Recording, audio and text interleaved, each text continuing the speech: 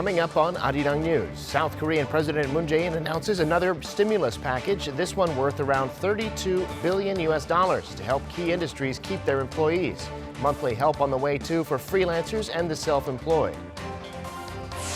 As oil prices plunge, the Trade Ministry promises to do all it can for Korea's oil refiners and petrochemical firms. Relief on rent and the fees paid for quality tests. And other countries moving to protect their workers with hundreds of billions of dollars in support for jobs. Unemployment in the U.S. forecast to soon rise to 15%. It's 5 p.m. here in Seoul. Thanks for joining us on Arirang News. I'm Devin Whiting. The South Korean biotech company CGen has received emergency use authorization from the U.S. Food and Drug Administration today for their latest COVID-19 test kit, Allplex. CGen was one of 5 local companies whose kits earned emergency use approval from the South Korean health authorities last month. This kit uses the real-time polymerase chain reaction testing method, which screens for 3 target genes to determine whether someone's infected. It gets a result in about 6 hours. Similar kits are being used in around 60 countries around the world. A newborn baby girl in South Korea infected with COVID-19 has recovered with no special treatment other than breastfeeding from her mother. That's according to researchers at Seoul National University Borame Medical Center. The baby, 27 days old at the time, was brought to the hospital on March 8th with a fever, nasal stuffiness, occasional vomiting, and a cough, but did not develop symptoms like shortness of breath. And since her lungs were confirmed to be in good shape, doctors did not administer antibacterial or antiviral treatments, but instead focused on increasing her weight with breastfeeding. The baby recovered over the course of 3 weeks and confirmed negative in the final test on March 23rd. The researchers caution, however, that this outcome cannot be generalized because the immune systems of newborns are unique. This finding was published in the journal Clinical Infectious Diseases. With schools in South Korea moving online because of the pandemic, the education authorities are working to make sure that kids from multicultural families are not left behind. For many of them, Korean is not their first language. Choi Won-jong visited one such family to see how they're getting along. Sophie Song moved to South Korea from Australia 3.5 years ago, but has been struggling with her daughter's first year of elementary school. Her biggest concerns are the language barrier and her lack of experience with the Korean education system, but is doing what she can to help her daughter take online classes. And I just have no sense of the school environment here to be able to give her an expectation about it. So I feel like I'm reading like a kind of recipe book in another language with no pictures, and then trying to describe her what the cake is going to look like. Due to the COVID-19 outbreak, the South Korean government closed schools nationwide. Sophie's daughter, Alice, is among the last group of students to start online classes. I want to meet new friends, and I'm also excited to learn a lot of things. However, the language barrier remains an issue, even as schools switch to online lessons. Some sort of reassurance of what we can do to help our kids in the long term. You know, I worry about those sort of gaps, and I worry I'm going to be able to keep it up. To overcome these issues, education offices provide support to multicultural students who need help understanding school materials. The Gyeonggi-do Province Education Office provides bilingual language instructors who can visit students at home and help with online platforms. In Daegu, school materials are being offered in 6 languages, including Russian and Vietnamese, and translated text messages are sent to parents. Local multicultural family support centers also offer additional translation of any changes to the education system. The Ministry of Gender Equality and Family provides a 24/7 helpline in 13 languages to support multicultural families. Choi Won-jong, Arirang News. In other news, North Korea has been reportedly preparing a contingency plan for a leadership succession since late last year. A report in Japan's Yomiuri Shimbun cites a source familiar with three-way discussions between Seoul, Washington, and Tokyo, who says North Korea's Workers' Party Central Committee made an internal decision last year that in the event of Kim Jong-un's death or incapacitation, all power will be given to his younger sister, Kim Yo-jong. The source added that since that decision, the party and the military have been issued many orders under Kim Yo-jong's name. She currently serves in one of the highest positions on the Workers' Party Central Committee and is considered the second most powerful person in the regime and her brother's most trusted aide.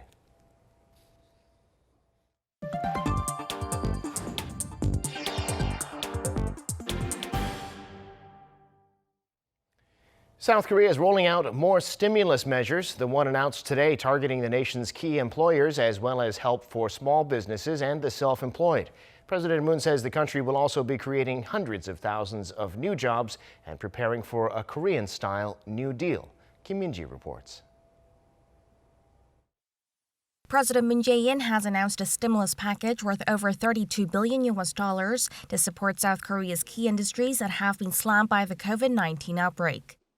During the fifth session of the country's Emergency Economic Council on Wednesday, President Moon said it will be used to ensure that key industries don't collapse and to enable them to keep people employed.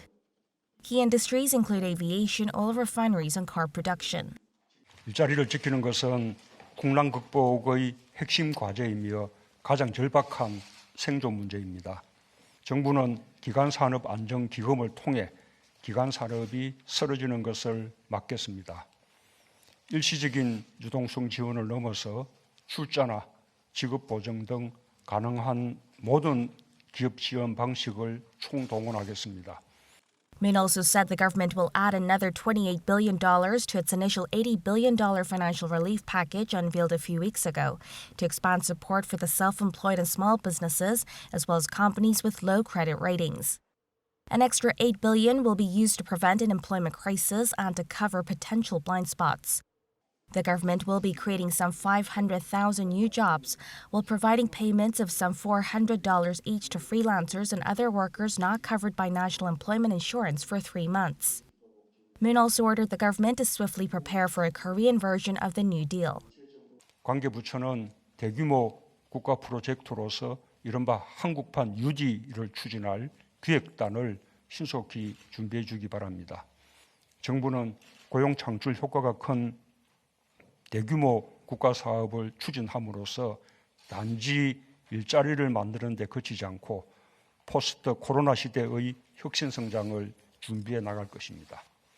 To fund the measures, President Moon ordered the swift preparation of a third supplementary budget, calling for cooperation from the National Assembly. Wednesday's session of the Emergency Economic Council will be the last for the time being. A new Central Disaster Management Headquarters for the Economy, chaired by the Finance Minister, will be set up to respond to the economic challenges posed by COVID-19. Kim Min-ji, Arirang News. With oil prices plunging, South Korea's trade ministry has vowed to take every measure it can to save the local oil and petrochemical companies. That includes temporarily lowering the rent on storage tanks and delaying payments for product quality tests for 2 to 3 months. South Korea's trade minister Sung Yoon-mo met today with oil industry leaders, including the CEOs of SK Energy and Hyundai Oil Bank, and he promised to relieve the pressure on them as soon as possible. Tuesday was another volatile day for U.S. crude prices. June futures rising as high as $22.58 and falling as low as $6.50. At the closing bell, it finished at $11.57, down more than 43% from a day earlier. Time now for an in-depth look at the market news this afternoon, and for that I'm joined on the line by Dr. Yang Jun-seok, Professor of Economics at the Catholic University of Korea. Professor Yang, thank you for coming on today. Happy to be here. With oil prices continuing to fall by double-digit percentages, stocks on Wall Street were down, the Dow by more than 2.5%, S&P more than 3.5%. What's the story in the global markets today? Okay, well, today the Asian markets, Korean markets ended up somewhat higher, 0.89% for KOSPI, 1.02% for KOSDAQ. And so when the news about the negative price of oil hit yesterday, the market market fell, but it seems to be recovering almost all it lost yesterday today. Now, the other Asian markets were somewhat mixed. China and Hong Kong were slightly up, but less than 1%. And the Japanese market was down by 0.79%. I think the global market as a whole They were somewhat optimistic. They were somewhat rising for a time because, well, in the United States, there was a possibility of ending the lockdown, and the light seemed to be coming around the corner. But with the negative oil prices, perhaps the market will be turning more pessimistic because now they're beginning to realize that, first of all, getting out of the lockdown may be more dangerous than at first anticipated, and people may not get out even though lockdown in the United States or Europe may be loosened. People might not feel comfortable going out and doing their economic activities. And also, I think companies and people are beginning to really realize that this might last longer than what they first anticipated. Well, if oil prices stay low like this or could get even lower, what would that do to the Korean economy? And what's been the reaction here? Okay, well, industry-wise, obviously, the most affected industry will be the petrochemical industry. They're right now caught in a squeeze because they bought oil, raw crude oil, when it was still expensive. But now the refined oil that they need to export or sell, the price of that refined oil has gone down along with the crude oil prices, sometimes by a very substantial degree. So they're preferring to store most of the oil since there's a lot less demand than there was before the coronavirus. And basically, Korea, along with most of the other countries, are running out of storage space. So the petrochemical industry will be hit quite badly until the demand picks back up. But the demand won't be back up until the coronavirus is controlled substantially.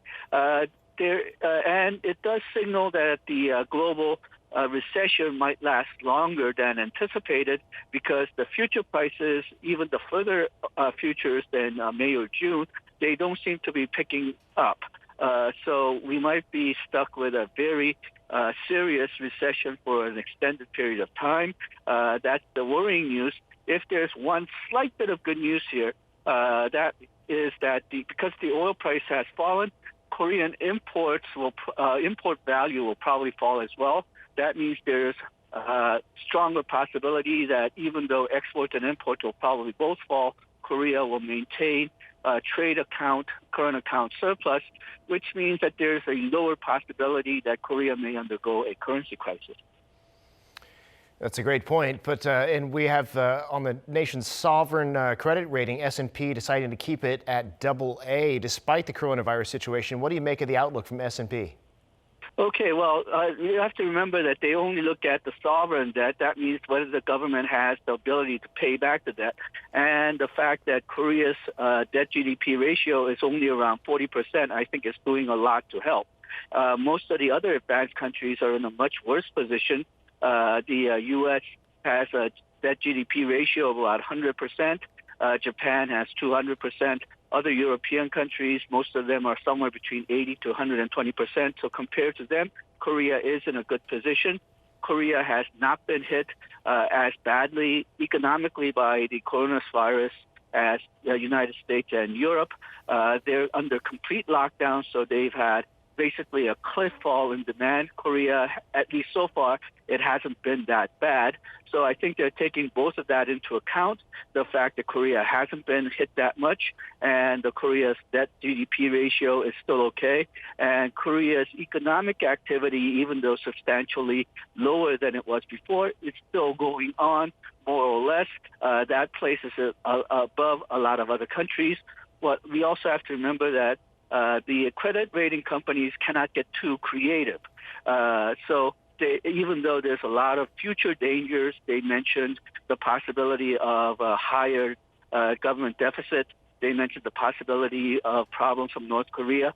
They're not allowed to speculate too much because, well, their responsibility is to find the credit rating possibility of Korea repaying its debt at the current state. So they may be looking at solid dangers rather than possible dangers currently, but still, compared to other countries, Korea is in a fairly good position. Got it. All right, Professor Young, we'll have to leave it there for today. Thanks so much for coming on and sharing your insights. Thank you. Now, it's not just Korea, but other major economies are also taking measures to support employment, spending hundreds of billions of dollars to keep their companies' employees on the books. Yoon Jung-min reports. With COVID-19 hitting the U.S. economy hard, the Trump administration and Congress have agreed to put an additional $320 billion into the Paycheck Protection Program. The program provides government-guaranteed loans to small companies.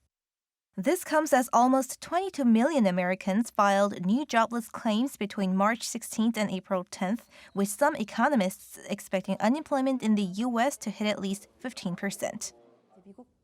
The U.S. job market has high flexibility, which allows instant layoffs.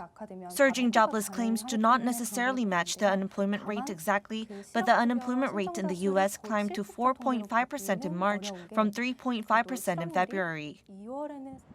Meanwhile, the European Union has come up with a coronavirus relief package worth some $110 billion. The package includes wage subsidies to prevent mass layoffs and hundreds of billions in loans to companies.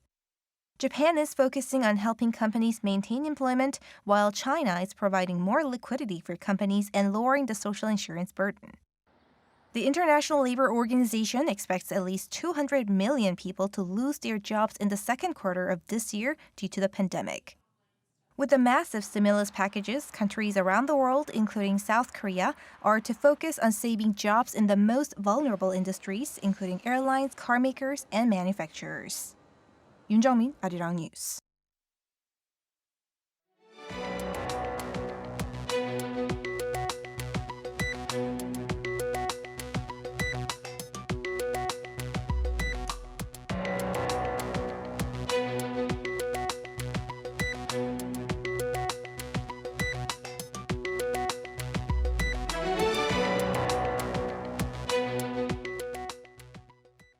And that brings us to the end of this newscast. Thank you for watching. More live news coming your way at 7 p.m. Korea time.